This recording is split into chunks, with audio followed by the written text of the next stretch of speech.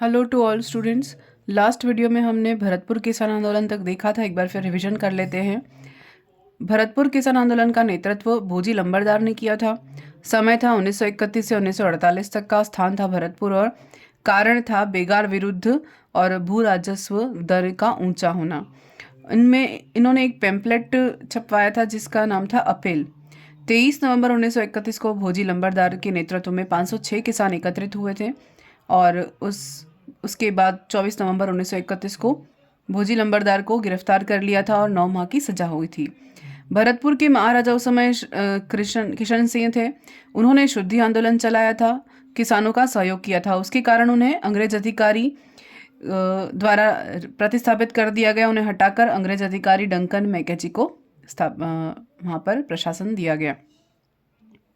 1938 में भरतपुर जाटों ने श्री कृष्ण सिंह बहादुर जाट मेमोरियल की स्थापना की और एक जाट सभा आयोजित की 21 अक्टूबर को। और उसके बाद ठाकुर देशराज 1940 में ये भरतपुर जाट सभा में शामिल हुए और इन्हें मंत्री बनाया गया। उसके बाद एक जाट भगत नामक साप्ताहिक पत्र चलाया गया और जो कि आगरा से प्रकाशित हुआ था। 1941 में जाट सभा को बदलकर किसान जमींदार सभा का नाम रख दिया गया और इसके अध्यक्ष ठाकुर देशराज थे और फकीरचंद पंजाबी सचिव बने। इसके बाद के हमने पूरे डिटेल देखा ही है, ये तो रिवीजन था। तो अलवर के साथ हमने भरतपुर किसान आंदोलन के बारे में भी देख लिया है। अब है बीकानेर किसान आंदोलन। बीकानेर किसान आंदोलन क्या था? ये ये भी दो भागों में बटा था। एक तो खालसा आंदोलन जो कि गंगनहर क्षेत्र में था और दूसरा बीकानेर किसान आंदोलन जिसमें आप दुधवा खारा पढ़ते हैं, कांगड़ा हत्याकांड पढ़ते हैं और राजगढ़ किसान आंदोलन पढ़ते हैं। ये सभी जागीर क्षेत्र में आते हैं। तो अभी हम देखते हैं पहले बीकानेर में जागीरदार वर्ग द्वारा किसानों पर चलाई गई जो लागें थी वो कौन कौन सी थी, उनके नाम और उनका जो अर्थ होता है वो देखते हैं। पारन, पारन का अर्थ होता है घास का एक हिस्सा। विदा, जागीर से बाहर जाने पर ले जाने वाली कर। तलब यानी बुलाए जाने पर लिया जाने वाला कर। देश परट यानी सैनिक खर्च। तलीबाब यानी जानवरों की चराई पर लिया जाने वाला कर। सिंगोठी यानी प्रत्येक सींग वाले जानवरों पर लिया जाने वाला कर। फिर लवाजमा यानी रख रखाव के लिए लिया जाने वाला कर। फारखती यानी बंटवारा करने पर। पाग यानी उत्तराधिकार पर लगने वाला कर। धुआं यानी प्रत्येक चूल्हे घर से की जाने वाली वसूली। और भांडा बाच यानी बर्तन के नाम पर लिया जाने वाला कर। और भूंगा टैक्स यानी पशु चराई के नाम पर लिया जाने वाला कर। तो ये सारे कर थे, इनके अलग अलग नाम थे, ये भी पूछ सकते हैं। फिर देखते हैं गंगनहर क्षेत्र में कृषक आंदोलन। गंगनहर क्षेत्र में होने वाला किसान आंदोलन खालसा के अंतर्गत आता है क्योंकि जागीरदार द्वारा था। समय था इसका 1929 से 1942। स्थान था गंगनहर क्षेत्र और कारण था आंबी यानी पानी पर लिया जाने वाला शुल्क। इसके नेतृत्व करता थे जमींदार एसोसिएशन जिसके अध्यक्ष थे दरबारा सिंह और अध्यक्ष इसके थे दरबारा सिंह के पुत्र शेर सिंह। और 16 अप्रैल 1929 तक ये चला था। 3 मार्च 1930 को महाराजा गंगा सिंह द्वारा राहत की घोषणा की गई और लाहौर के सिख राष्ट्रीय कॉलेज के प्रिंसिपल प्रोफेसर करतार सिंह की अध्यक्षता में किसानों ने एक विशाल सभा का आयोजन किया और जिस कारण से इन्हें माफ़ी दी गई और 14 मई 1941 को माफ़ी दिवस मनाया जाता है बीकानेर में और 1942 को आंदोलन स्थगित कर दिया गया था। तो हुआ क्या था? गंगनहर क्षेत्र में 1929-30 तक गंगनहर का आंदोलन प्रारंभ हुआ था। बीकानेर राज्य का यह प्रथम आंदोलन था। 16 अप्रैल 1929 को किसानों के द्वारा जमींदार एसोसिएशन चलाया गया। इनका जो पहला अध्यक्ष था वो कौन था?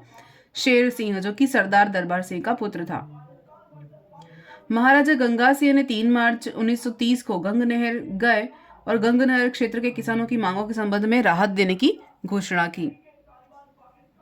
उसके बाद जमींदार एसोसिएशन के झंडे के तले चलने वाले आंदोलन में कौन कौन शामिल हुए? पंजाब के रियासती प्रजामंडल और इंडियन स्टेट पीपुल्स कॉन्फ्रेंस के सदस्य भी सक्रिय हो गए। उसके बाद लाहौर के करतार सिंह जो कि राष्ट्रीय कॉलेज के प्रिंसिपल थे, उनकी अध्यक्षता में किसानों ने एक विशाल सभा का आयोजन किया। करतार सिंह, और इसमें किसानों ने राज्य के शासन से शुल्कों में आम माफी देने की मांग की थी और उन्हें माफी दी गई, और जिसके कारण 14 मई 1941 को माफी दिवस मनाया गया। और अंत में नहरी इलाके में किसानों की जो जमीनें जब्त कर दी गई थी कृषि भूमि वाली, वो वापस लौटा दी गई। किसानों को वापस जमीनें लौटा दी गई। सरकार ने नहरों से पूरा पानी देने का जो वादा किया, आश्वासन दिया, और धीरे धीरे उनके आंदोलन भी स्थगित हो गए, समाप्त, क्योंकि जो नहर से कर लिया जाने वाला था वो माफ कर दिया गया। इसी कारण माफी दिवस मनाया गया और उन्हें पानी का पूरा उपयोग करने की छूट दी गई। तो आंदोलन स्थगित हो गया। ये बीकानेर का गंगनहर क्षेत्र वाला आंदोलन था। अब देखते हैं दूधवा खारा किसान आंदोलन, जो कि चूरू में है, लेकिन उस समय रियासत थी वो बीकानेर रियासत थी, इसलिए हम बीकानेर के साथ ही पढ़ेंगे। तो दूधवा खारा किसान आंदोलन, जो जैसे कि मेवाड़ का जो बिजोलिया किसान आंदोलन था, वो बहुत ही पॉपुलर हो गया था, लोकप्रिय था, और पूरे देश का ध्यान उस आंदोलन ने अपनी ओर आकर्षित किया था। उसी प्रकार बीकानेर में भी ये जो दूधवा खारा किसान आंदोलन है वो बहुत लोकप्रिय हो गया था। यहाँ के किसान आंदोलन ने भारत के राष्ट्रीय नेताओं का ध्यान अपनी ओर आकर्षित किया, और इस आंदोलन की पृष्ठभूमि में भी ठिकाने के गांवों की भूमि का बंदोबस्त होना ही था। यानी कि कारण वही था कि भूमि बंदोबस्त प्रणाली, और स्थान था दूधवा खारा, चूरू, रियासत बीकानेर। इसके प्रमुख जो नेता थे वो चौधरी हनुमान सिंह थे, और समय था 1943 से 47 तक ये आंदोलन चला। अब दूधवा खारा की ठाकुर कौन थे? सूरजमल, जो कि जिसके अत्याचार के कारण ये आंदोलन शुरू हुआ। वो राजपूतों की बेनीरोध खाप से संबंधित था, लेकिन उसका एक रिश्तेदार था, और उस रिश्तेदार रघुनाथ का चाचा था, उसने काफी अत्याचार कर रखा था किसानों के ऊपर। तो 2 फरवरी 1943 को जब महाराजा गंगा सिंह की मृत्यु हुई, तब उसके बाद उनके उत्तराधिकारी शार्दुल सिंह ने 19 मई 1943 को दूधवा खारा गांव के ठाकुर सूरजमल को वापस उनका हिस्सा दे दिया।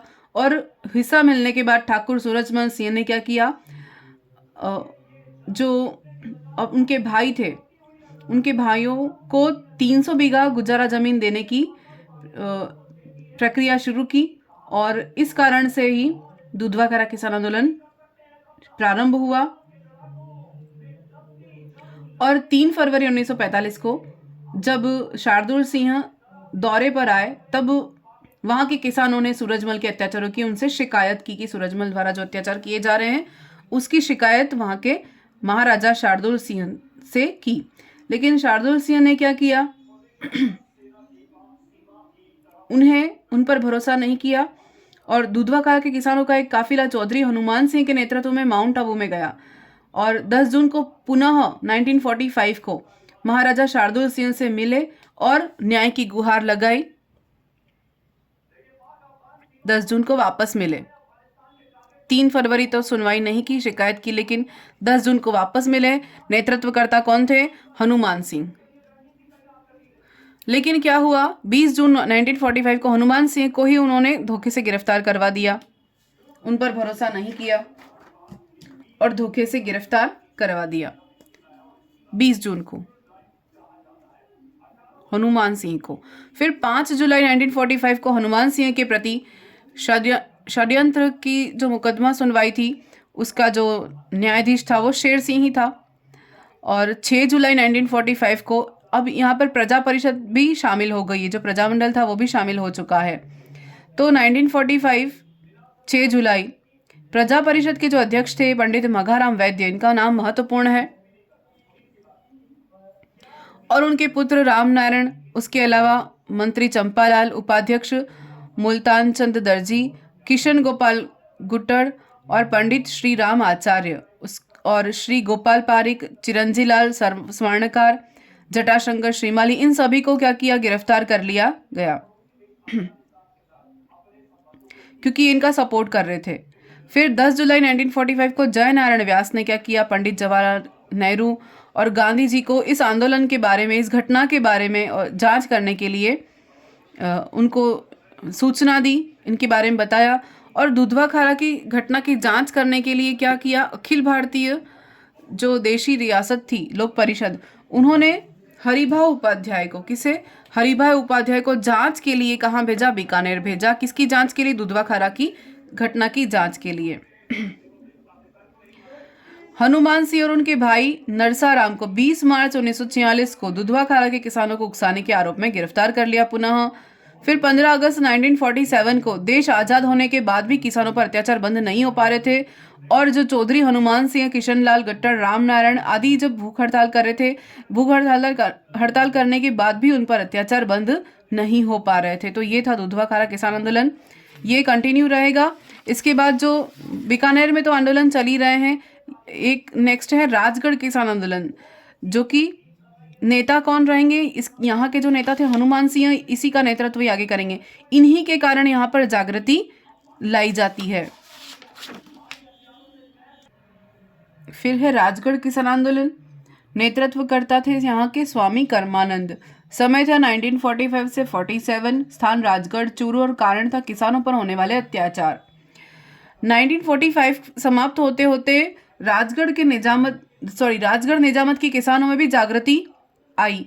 किसके कारण, हनुमान सिंह के योगदान के कारण, हनुमान सिंह के कारण ही इनमें जागृति आई कि किसानों पर अत्याचार हो रहे हैं, उन्हें उसके लिए आंदोलन करना चाहिए।